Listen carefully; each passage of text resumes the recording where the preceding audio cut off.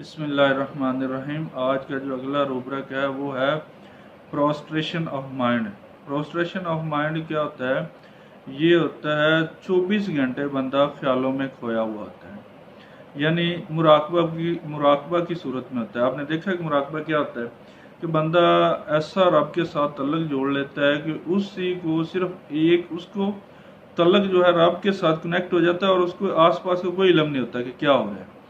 اسی طرح یہ سمجھ لیں کہ آپ جب سجدے میں جاتے ہیں تو سجدے میں جاتے تو آپ کی کیا حالت ہوتی ہے، یعنی آپ کا ڈائریکٹ اللہ سے رابطہ ہو جاتا ہے اور آپ کو آس پاس کے کوئی چیز کا علم نہیں ہوتا۔ ایسے ہی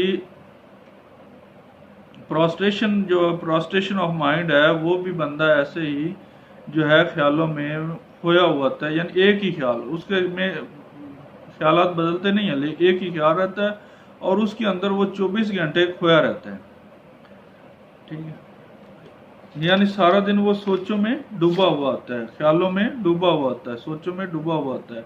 ایسے ہی جیسے بندہ مراقبہ کر رہا ہو، مراقبے کی شکل کا یہ ایبسینٹ مائنڈڈ ہے کہ بندہ جیسے مراقبہ کر رہا ہو، یعنی کہ وہ آئے گا، آپ کو کیا کہے گا؟ وہ کہے گا ڈاکٹر صاحب 24 گھنٹے دماغ تو سوچا نکل دیا ہی نہیں، خیال نکلتے ہی نہیں، میں تو 24 گھنٹے سوچا جو خیالات چ ڈبا رہنا، مینوں آس پاس کی کوئی خبر ہی نہیں رہتی۔